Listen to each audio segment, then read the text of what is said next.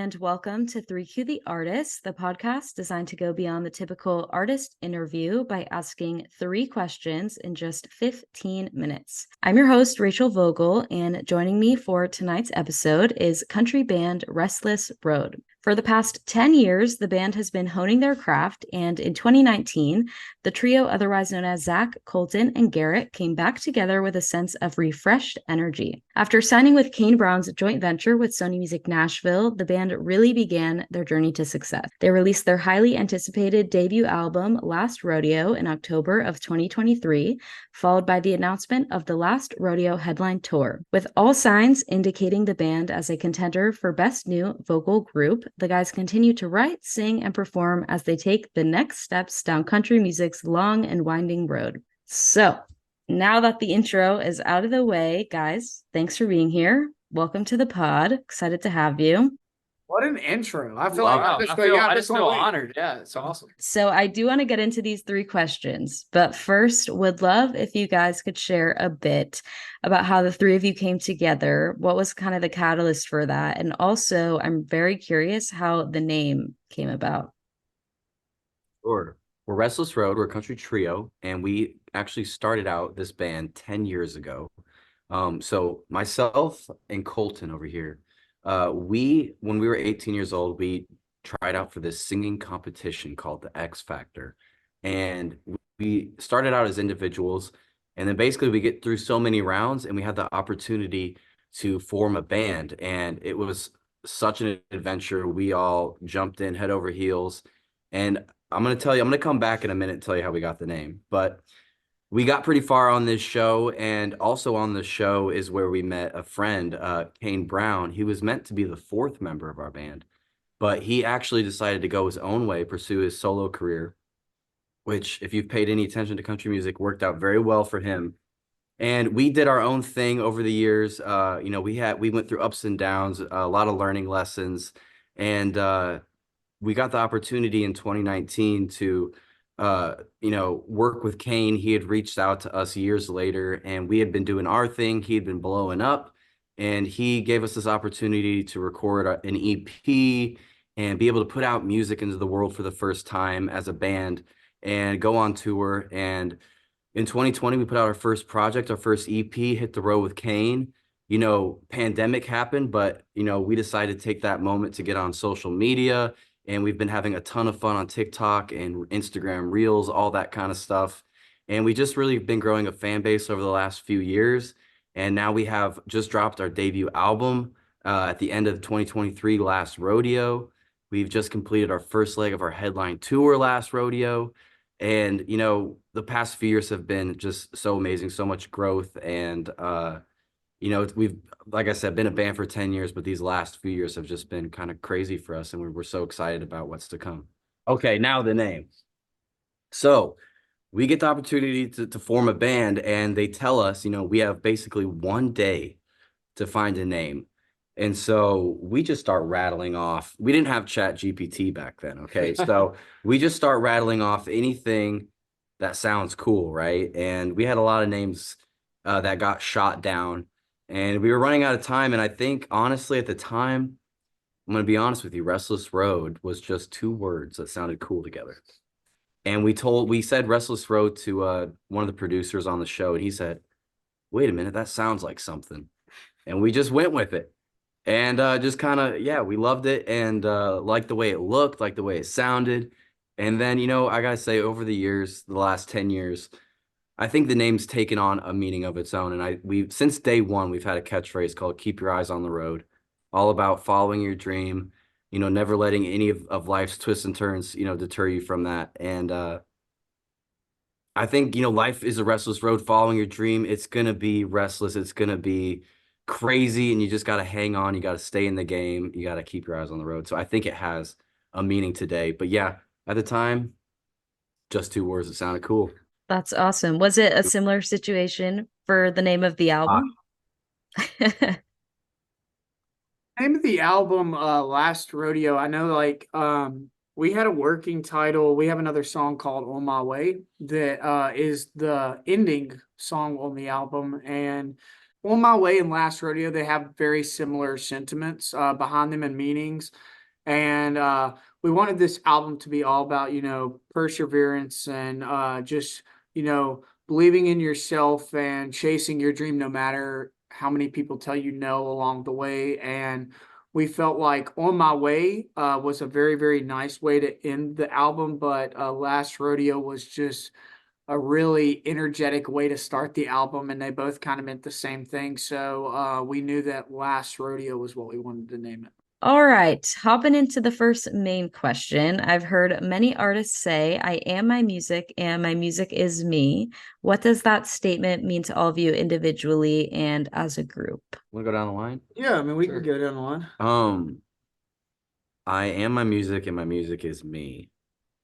I will say for me, the kind of person that I am, I'm at a place in my life where I'm single, and this is all I've done my whole 20s, ever since I left the house when I was 18. And so when it says I am my music, everything I think about every day that goes by, every first thing I think about, last thing, has always been about this band and our music and what we're creating and what we're doing. So I think in a way it's just living and breathing this life and the music that we create and the moments that we can have with fans and stuff like that. I think that summed it up. Yeah. Yeah. What you said. No, yeah, I think as I've gotten older, I think with especially country music has like a lot of great lyrics and storytelling, and I think the older I get every year that goes by, the songs we write, I've started to feel more connected to them, and I really felt like, especially with this album that we put out, all three of us really took some inspiration from our personal lives and kind of put that into the music. So when that statement comes about, I really think that at this point in our career and like the kind of music that we are doing, I think that there's a lot of personal ties to all of the music from each of us. Yeah. For me, I feel like it's very, very important to be authentic in everything that you do. And I feel like fans can really see right through they can really see through that if you're not being your authentic self. And for me, I think that it's always just been really important to believe in what you're singing. Because that's at the end of the day, your music is your only way of really really conveying who you are as a person to other people. And I think if you put out stuff that you don't believe in, then people are going to see right through that. So I know with like this album, it was very, very important, like Garrett said, for us to, write from personal experiences and from things that were actually happening. And I think one thing that's really awesome about us is that we're in different stages of our life. Zach's single, Garrett's engaged, and I've been married for 9 years, and I have 2 kids. So we kind of cover the whole spectrum of what I would consider the love triangle of everything. And I think you can hear that in a lot of our music. We write breakup songs, we write love songs, we write songs that just make you feel good, life songs.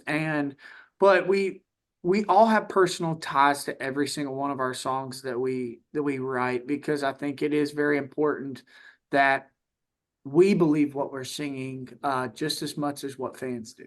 So That's great perspective.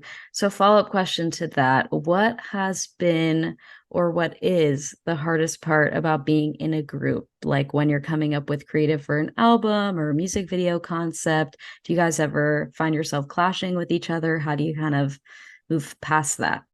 I would almost say that it's a strength in a weird way, because I think when you have three different people, and we grew up in all different places. We're all similar in age, but we're different ages. So, we have so much different life experience. And I think it's almost the hard part is sifting through, I think, the ideas, or maybe just all the different perspectives, and trying to make one cohesive I guess like the band cohesive, because like he grew up somewhere different, I did, he did, and we all have different things, like he said, singled, married, engaged. So I think really it's just sifting through the different experiences and different ideas, and trying to figure out as a collective what we want to say and do. And like it's fun to be able to, when you have two other people to hang out with, it definitely is a bonus in my opinion. And I don't know, I think Yeah, the hardest thing is just really just trying to like reel it all in because there is so much that you can pull from. I do feel like though, from that standpoint, it's like because we all come from different places and we all have three different perspectives, is that is such a strength because no single fan is going to have like your fan base is not going to all have one in particular perspective that they're all pulling from. They're all pulling from different parts of their life. And I think that like, whether when we're writing songs, releasing songs, doing music videos and that, like one thing that we try to do is make things to be very universal. So that you can put your situation into whatever that is. I know like with our single Last Rodeo, that was really important to us was that song was wrote from a standpoint of Zach was going through a relationship breakup and, but we wanted to make that chorus that if you were to hear that, that it could feel like, oh, you may be going through a breakup, but you can see the other side. Or somebody could be standing in the way of a dream, but you're going to make it through the other side of this. Or just the believing in yourself aspect of it is I can do this.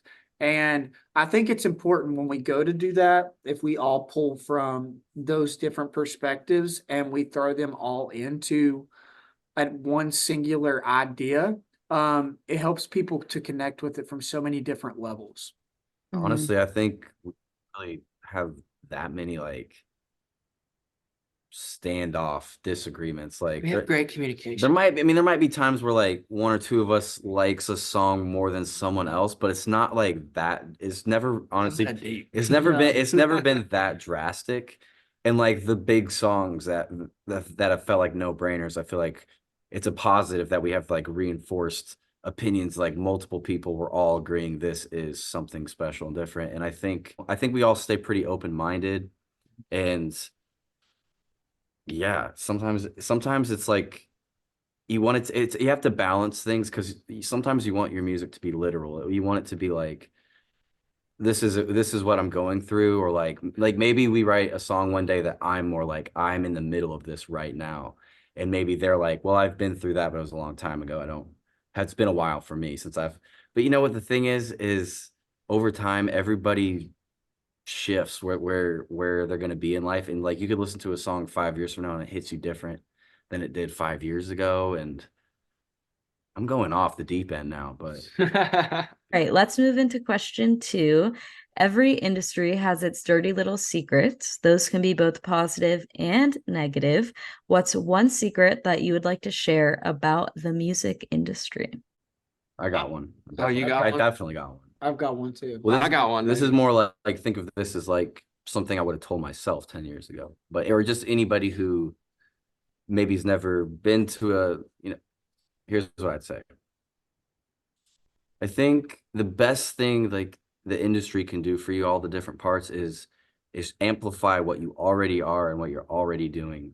And it's true, like maybe you could know somebody that somebody else doesn't know, or maybe it's true that they could put you out and put you in front of something, but none of that, and they can do that stuff, and that stuff's super important, but it's like half of the puzzle. And you have to remember the other half of the puzzle is when you are in front of the people and when the opportunity strikes, that you are ready, that you are in touch with yourself and your relationship with your music and the fans. Like they talk about a big break, like everyone says, getting your big break. When was your big break? And someone told me a long time ago, and I always remember this, like your big break is when opportunity meets preparation, and when those two things happen. So it's like, I think the music industry can give you a ton of opportunity if you can get in there and impress the right people and make people believe in you and form great relationships. Those people can definitely get you opportunities, and we have those people in our life that we're super grateful for.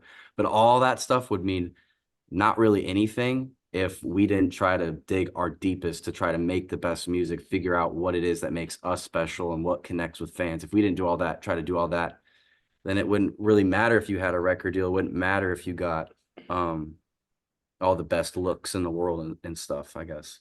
Yeah, to play off that, I would say a big secret that I learned over time, just being in it, would be that it's kind of a cliche answer, but it takes a village, that thing that people always say. It's like there's so many people that are behind the scenes, like helping you and working on your project, from management to your label to other co-writers. And I mean, even down to people on the road, like people who are hanging lights. I mean, there's just so many people that you maybe as a fan wouldn't consider like or think about. But I think being through this, one of the big secrets I've learned is like you can't really achieve anything great without great people around you, and it takes a long time to get that team and that group of people around you. And I think like I would probably tell anyone wondering about getting into music or wondering how music works, it's a big collective effort of people doing all different types of jobs, and it all, looks polished at the end, but there is a ton of work that goes into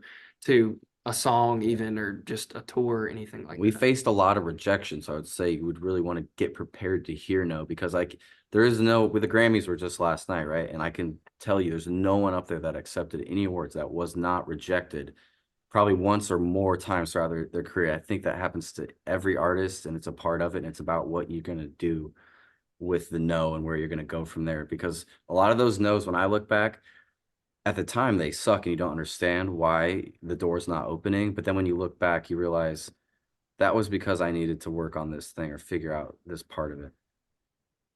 I want to spill the tea. Please do. No, I mean, one thing that I feel like is we've constantly talked about it because we're on the road a lot. I feel like a big misconception is backstage, what backstage looks like at shows. Because you watch all these movies and everybody assumes that it's just this party and everybody's just going hard and those kind of things. There's a spectrum to it. And maybe there is that somewhere, but I want to be honest. I feel like we've now toured quite a bit from the biggest level all the way to the smallest level, and we've kind of seen everything in between. And the most elaborate backstages are definitely award shows and those kind of things where there's a lot of people and a lot of moving parts. But for the most part, it is unbelievably boring backstage. And there's not a whole lot that goes on. And I think that that's like a big misconception, that everybody feels like that. Oh, they hear, oh, you sing or you do it at this level, and they automatically assume that you're just partying nonstop. And it's not like that at all. It's very much of you talk to most singers, and they are very serious about what they do, and they it's not like the 80s where it was sex, drugs, and rock and roll all the time. It's not like that anymore. I feel like people really care about their voices and are really taking it seriously, because it's a grueling, kind of a very grueling business, and you're on the road a lot, and there's a lot that's required of you. Don't get us wrong though. We do pick and choose our night. What it was for me, at least, is when we first started touring a lot, the excitement of it all, it gets to you, and then you kind of like are, because every night you're performing, you're kind of part of a party, and so you kind of partake. But what happens is now there's X factors, right? Like, what city are we in? How cold is it outside? Are we going to go out? I mean, do we really want to deal? There's all these factors. Like, what do we got going on tomorrow? Like, so now we definitely You start thinking about more. You got to be. It's definitely like that relationship mindset. Like when you're in a brand new relationship, everything's new and shiny, and you're like in that honeymoon phase, and you want to do everything and like impress and like all of it, be a part. But the longer you're in the relationship, the more you get comfortable and realize kind of the nuances of what life actually looks like and how to navigate that. And I think that, yeah, that's kind of the tea that I feel like a lot of people just don't understand, that they assume that you just have fun for a living. And we do. We have a lot of fun, and we get to step on stage for, thousands of people every night, and that's great. But it's backstage. It's not nearly what people think. It's a lot of self-care and taking care of your health and making sure that you don't put yourself in a situation that you're not going to have a voice the following day for a show that you're required to do. I mean, there's a lot of I feel like a lot of weight that you carry of just making sure there's a lot of people that, are working 40 hours a week, 60 hours a week, 80 hours a week to come make that extra money to come watch you. And it's your responsibility to put on the best show possible for them. And they're spending their hard earned money. So I think it's also just really important that you take care of yourself when you're on the road. And that means sometimes not always having fun. Don't drink the beer, Matt. Not Yeah, I every think night. that's a great shout. I feel like not a lot of artists talk about that. So I'm glad you guys mentioned that. Last question. So today, you guys are in your late 20s. Now, I want you to imagine that you're in your late 70s and you're being interviewed for a retrospective on your career and your life in general. What would you hope to be able to say about each?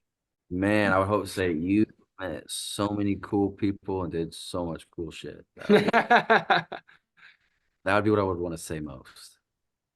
I don't know. Yeah, I just And made a lot of money. no, I would want to, I definitely think for me, I was inspired by a lot of people growing up, like a lot of these artists and bands and different people. And I don't know, I would just hope at the end of the day that, what all the effort that we put in, all the work, I would hope that people, even young people, when I'm 70, if there's a 20-year-old person looking back at our career, I would hope to be like a band like Alabama or, Diamond Rio, the Eagles, something like that, something iconic that people, even if it's not the same generation or some people just look back and say those guys, kind of had an era. They changed the Bands aren't game a like little they bit. used to be in the 20s. Yeah, I don't know. I just feel like I would want people to look back on us and say, they definitely like changed the music industry for the better or kind of, left an impact. I think that would be most important for me.